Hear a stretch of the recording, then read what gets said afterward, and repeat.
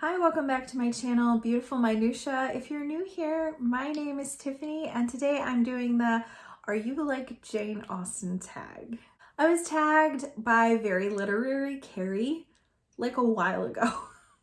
So I'm sorry, Carrie, that it has taken me so long to get to this tag. Like I said in another recent video, kind of behind on tags. So I've kind of been trying to catch up on them on Tag Tuesdays or Thursdays, if that's when I want to post them. This tag was originally created by Shelley Swearingen. Hopefully I am pronouncing that correctly. I will link both of those videos down below so you can go check them out. I'm really excited to do this tag because I love Jane Austen. I feel like I should be doing this in like Jane Austen July, but it's okay.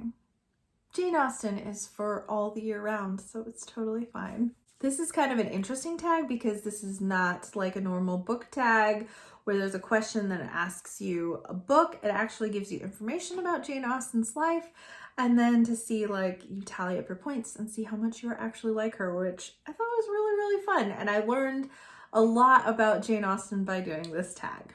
Question number 1 is Jane Austen was an artist and a writer. Give yourself a point if you're an artist. Give yourself an extra point if you're a writer. I do not think I would consider myself an artist. I like some artsy things like crafting, and I like draw some for my bullet journal, but that's more like doodling than like legit drawing or art. So I don't really count that. So I can't say I'm an artist. I don't know how much of a writer I am right now, but I do love to write in general. I have a blog, but I have not really kept up with it recently. The link is in the description, but I really have not blogged in a long time, and I blog a lot of homeschool stuff over there, but I journal all the time and I do like to write. So I'm giving myself a point for that because it doesn't say you have to be a talented writer. So question number 2, Jane Austen was born to a large family. She had a total of 7 siblings, 1 sister and 6 brothers. Give yourself a point if you have 3 or more siblings in your family. I have 2 sisters, an older sister and a younger sister, so I cannot give myself a point for this. Number 3, Austen did not enjoy her formal education. Give yourself a point if you did not care for school. I mean, I think like most kids, there were moments where I didn't really like school, but overall I did. I liked studying, especially certain topics. And I think that what was really helpful to me in that was that from 3rd grade on, I was actually homeschooled. So I kind of got to tailor my education a little bit more. There were always things about school that I didn't like, especially math, but I think that helped me enjoy school more than I would have otherwise. Question number 4, dark humor is woven throughout Austen's writing. Give yourself a point if you have a grim sense of humor. You must share a dark joke in order to get this point. It's funny because I would say my husband has a very dark sense of humor. I don't quite as much. I mean, I do think he's funny, but I tend to be the more like punny, play on words, corny joke person. In fact, we say all the time that like I'm the one who has the dad jokes, even though he's the dad. So it's just kind of funny that way. So I'm not going to give myself a point for this one. Question number 5, Jane broke off 2 engagements and died a spinster. Give yourself a point if you are single. Well, I just referenced my husband, so I am married. Question number 6, Austen experienced low periods or spells of depression. Give yourself a point if you have struggled with mental health. I have actually. Through more than half of my life, I have had a lot of mental health struggles. People who have known me well or for a long time have probably heard me talk about this at length, but I have struggled with depression a lot in my life, and I still do, especially during winter time. Like I really struggle hardcore with seasonal depression. Question number 7, Jane moved away from her childhood home in her 20s. Give yourself a point if you've lived away from your childhood hometown or region. Yeah, I could give myself a bajillion points for this because I have moved around all the time to the point where when people ask where I'm from, I don't know what to tell them.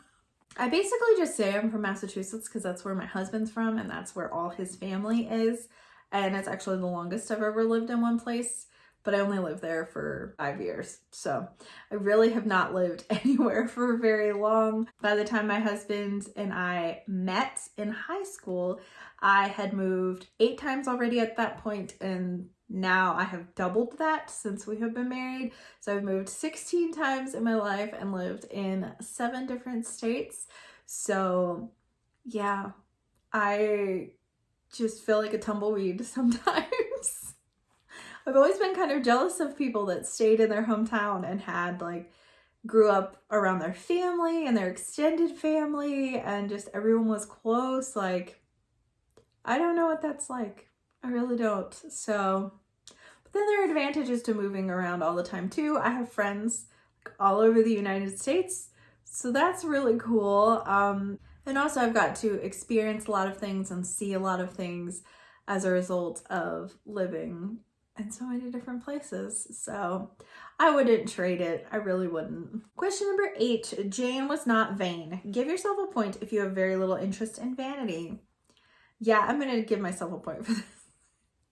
Because yeah, I don't have a lot of vanity when it comes to physical appearance. I just don't care 90% of the time. A lot of times I film on Sunday because that's when I already like have makeup on and sometimes have my hair kind of done. Sometimes not even. I've never really been a stylish person. I've always like appreciated people who are, but I am so comfort over style all the time. In fact, even when I'm trying to be kind of stylish, it needs to be comfortable or I'm not gonna wear it. Question number 9, hair was of very little concern to Austen. Give yourself a point if you cannot be bothered with your hair. Yeah, most of the time I cannot be bothered with my hair. It's actually straight right now. I straightened it today, but like I straighten my hair like once every couple of months. Like pretty much it's always just how it is in most of my videos where it's like I have this kind of cross between like wavy and curly hair kind of deal. It doesn't know what it wants to be. It doesn't want to be straight. It doesn't want to be curly. It's like something in between. So I don't know, but I don't care most of the time. I just kind of like let it do its thing and hope for the best. The last question, question number 10. Austen expressed her distaste for hot weather. Give yourself a point if you dislike heat. Yes, I hate heat actually. Summer is actually my least favorite season, which is really rare. I feel like a lot of people don't really, they like summer a lot. Fall is probably my favorite season, but I actually do like winter. I like cold weather and I actually miss winters in New England from where we lived there. This will probably be one of the warmest winters we've had, I would guess. Obviously we're not in winter yet, but this is the furthest south that we have lived. So I think that the weather will be quite different here. All right, it's time to tally my points. Looks like I have 7 points. So it says you and Jane are friends. You two can enjoy a long walk in the country and chat about all the things you have in common. That's fun. I love Jane, so I'm glad that I am a little bit like her. I would love to hear from you down in the comments below. If you took the test, I have the test in the descriptions. That way, if you want to go back and look at the questions, score yourself, let me know in the comments how you did and whether or not you are like Jane Austen. Thank you so much for watching. If you liked this video, please hit like and also subscribe so you can continue to see more bookish content from me. And I will see you again next time.